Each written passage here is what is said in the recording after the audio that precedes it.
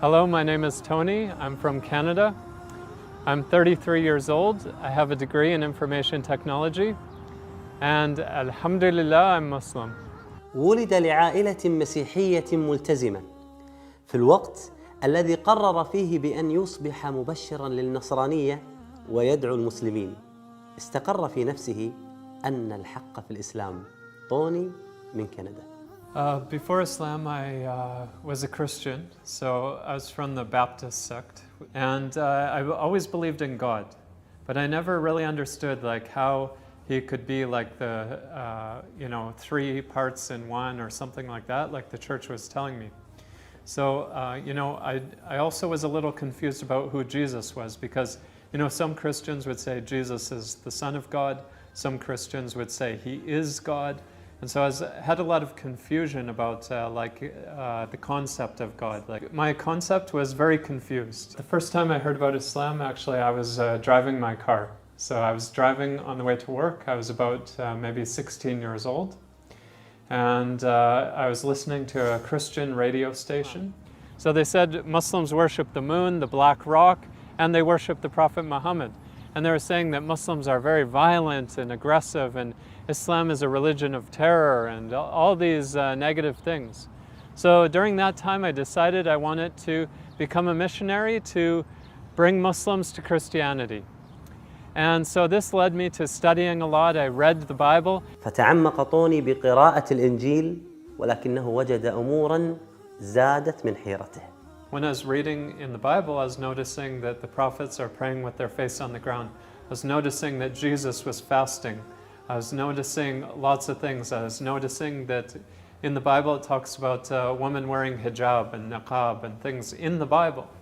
So this made me very curious, because I saw Muslims are practicing this, but Christians aren't practicing this. أنت اندهشت عندما علمت أن كل الأنبياء يصلون على طريقة المسلمين.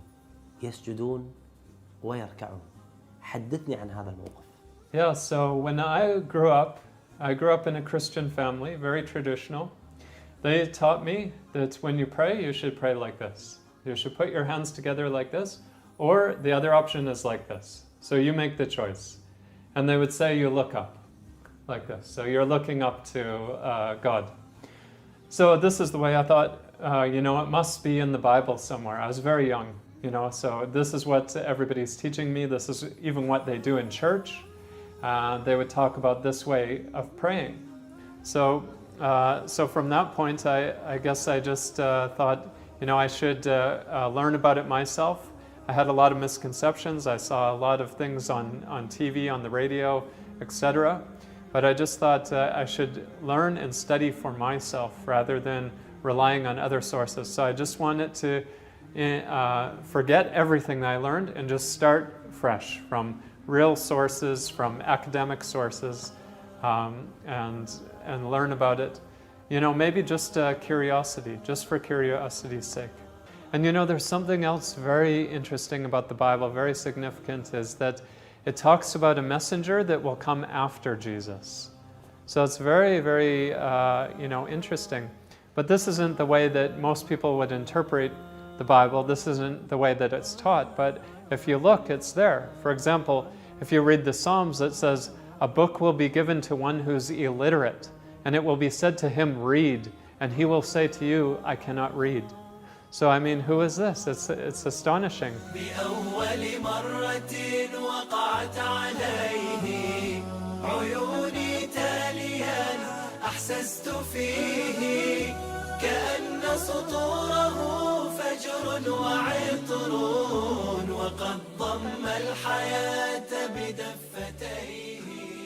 The first time that I heard the Quran being recited, it was when I was older again, maybe my late teenage years.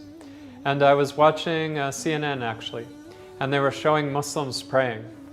And I think they were kind of showing it to make it seem scary. I remember they were showing the Muslims praying from the back, so the camera was like up high in the mosque and showing everybody bowing at once and everything. So this was the first time I heard the Quran being recited, and it was so beautiful. I couldn't believe how beautiful this was. And it just makes my eyes water.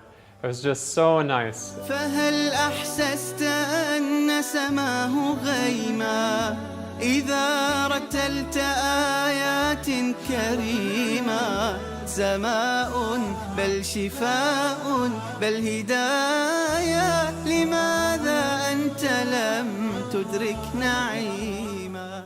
لم تنتهي قصة طوني وسماعه للقرآن قبل إسلامه، ففي يوم من الأيام ذهب إلى مسجد وكان الإمام في هذا المسجد صومالي وصوته جميل جدا.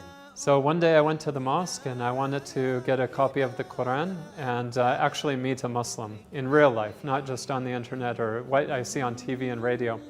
And so I went and met an imam, and he's from Somalia. He gave me a translation of the Quran and everything. And he said, if you want, you can sit in the back and then you can just watch us pray, because it was near Maghrib time. So I just sat in the back and I listened to him. He had such a beautiful recitation. It was so beautiful. من ذكاء هذا الإمام حفظه الله أنه أهداه الكتاب كهدية، فكان لها أثر كبير في نفس طوني. And a very, very nice guy. And he gave me a copy of the Quran for free. It has English and Arabic inside, so it would have the English on one side and the Arabic on the other side. And he gave it to me for free, and I said, wow, that's very generous of you. Are you sure you want to just give it to me for free? And he said, yes, of course. He said it's my job to give the Quran to people when they ask for it. So yeah, he gave it to me for free. فبدأ طوني يقلب صفحات المصحف المترجم ويبحر في تدبر القرآن حتى تأثر بشكل كبير بأربعة آيات لا زال يذكرها. So the verses that affected me the most was Ayat al-Kursi. I didn't even know this is an important ayah in the Quran. I thought it's just another ayah. But it was really good because it talks about God never needing to sleep, and He's very powerful. So when I compared that to the God of Christianity, I could see that it's more logical. You know, in Christianity, there's a story about God becoming like a man, and Jacob wrestled with him and beat God. So, you know, the concept of God in Christianity is a little bit weak. So when I read this had a big impact. You know, I felt like, okay, which God is true then? The one that's seems a little weaker, or the one that's all powerful? Obviously I have to go with the logical choice, right?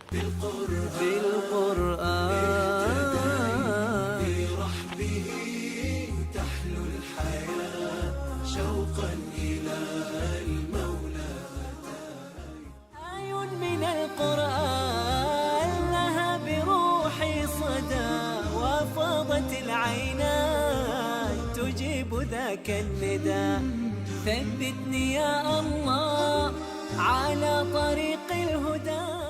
أخي طوني، عندما أهدي لك المصحف المترجم أنت قرأت آيات من كتاب الله سبحانه وتعالى. الله سبحانه وتعالى يقول: وقالوا كونوا هودا أو نصارى تهتدوا. وفي الآية الأخرى أنت قرأتها: ما كان إبراهيم يهوديا ولا نصرانيا ولكن كان حنيفا مسلما وما كان من المشركين. حدثني عن أثر هاتين الآيتين عليك. Yeah, it affected my life a lot, because these verses basically were the foundation of me changing my religion. Otherwise I would stay a Christian, but this had such an effect on me that I changed my religion because of it, because of what's written there, because you can't argue with the logic. You know, any Christian or Jewish person or something like that, or people who are following other religions, should look to Abraham, because he's like the father of monotheism, is what scholars call him. You know, Abraham came before all the religions. He wasn't a Jew because he came before Judaism. He wasn't a Christian, he came before Christianity. So these things had a big impact on me. قال أحد أحبار اليهود للنبي صلى الله عليه وآله وسلم: ما الهدى إلا ما نحن عليه فاتبعنا يا محمد تهتدي. وقالت النصارى مثل ذلك، فأنزل الله سبحانه وتعالى في سورة البقرة: وقالوا كونوا هودا أو نصارى تهتدوا قل بل ملة إبراهيم حنيفا وما كان من المشركين. الحنيفية هي الاستقامة، وهي أن تؤمن بكل ما أرسل الله سبحانه وتعالى من الرسل، فلا إيمان بالله سبحانه وتعالى إلا بالإيمان برسله. And, I also like this part, right at the beginning of Surah Baqarah, it says, this is a book in which there is no doubt. It's very firm, very solid. بكتاب الله للنور اهتديت ليا ماض نادما عنه مضيت بكتاب الله للنور اهتديت. اللحظة المهمة في حياتك أخي طوني وهي لحظة النطق بالشهادة. حدثني عن هذا اليوم وأين كان وذهبت مع من؟ I was meeting with this imam from Somalia several times. I went and visited him maybe 2 or 3 times with my questions that I wrote down as I was reading through the Quran and studying. I was listening to debates like with Ahmed Didat and other people online. I was watching YouTube videos of lectures and things like that. And I just came to a point in my life where I felt like this is true. So I drove to meet my friend, he's the imam, and I had a few final questions for him. And then I told him, okay, I want to become a Muslim, just like that.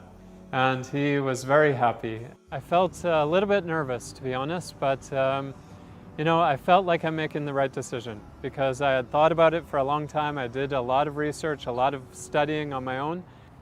Then when I made the Shahada, I felt very light. I felt very relaxed and peaceful, and I felt happy with my decision. And the Imam asked everybody to come and greet me and to congratulate me, and they were so happy that I became Muslim. I wasn't expecting this, honestly. I wasn't expecting them to have this level of excitement and joy in their heart to see somebody convert to Islam. ما رأيك أخي طوني أن نجدد الإيمان مع بعض ونذكر كلمة التوحيد الآن؟ Okay. أشهد أن لا إله إلا الله وأشهد أن محمدا رسول الله.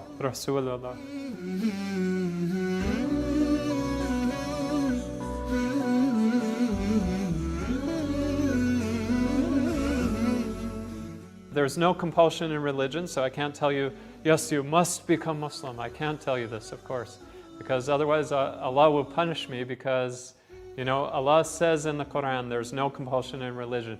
We can't force people. So I just want to say, you're welcome to learn, you're welcome to contact your local mosque, and I'm pretty sure if you've never had contact with Muslims before, you probably have a lot of misconceptions, and all those misconceptions will be cleared up once you meet real people.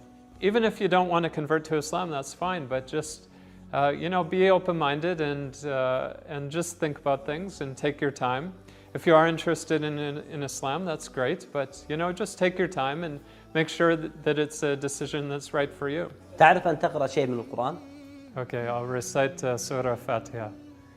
Okay. Bismillahir Rahmanir Rahim. Alhamdulillahi Rabbil Alameen. Ar-Rahmanir Rahim.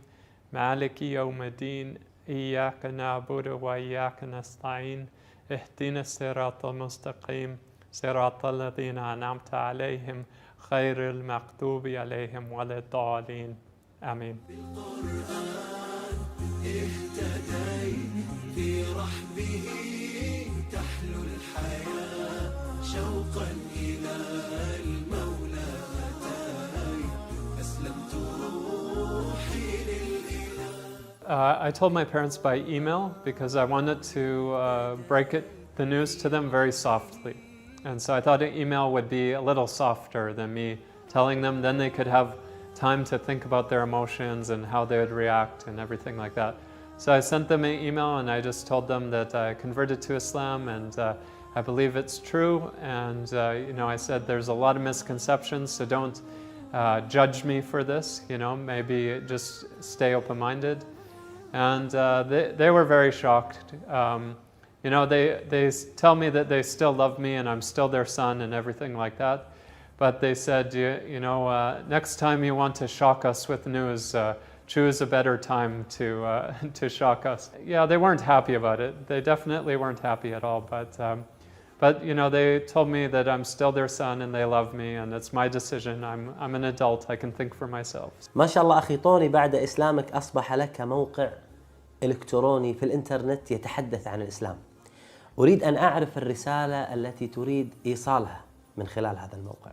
After I converted to Islam, I made a website, and the point of the website was just to clear up misconceptions, because before I converted to Islam, I had so many misconceptions. There was lots of things I didn't know. There was lots of things that I thought about Islam, and they were totally wrong. We all should try and improve and become better people, and the world should be a better place after we're dead. You know, Muslims are such nice people, especially Arabs. They're such nice people. I know that Westerners would love you if you make friends with them. أريد أن أعرف دور القرآن الآن في حياتك وأثر كتاب الله سبحانه وتعالى الآن عليك أخي طوني. Now, if you look at my relationship with the Quran today, it's like a hobby for me. I like to listen to it. Maybe I'm not very good at memorizing it, and I read very slowly, but it's something that's very interesting. It feels like it's something with substance. It's heavy, you know. It's just something very feels very pure and touches your heart. بأول مرة وقعت عليه عيوني تاليا أحسست فيه كأن سطوره فجر وعطر وقد ضم الحياة بدفتيه وقد ضم الحياة بدفتيه. فهل أحسست أن سماه غيما إذا رتلت آيات كريمة؟ سماء بل شفاء بل هداية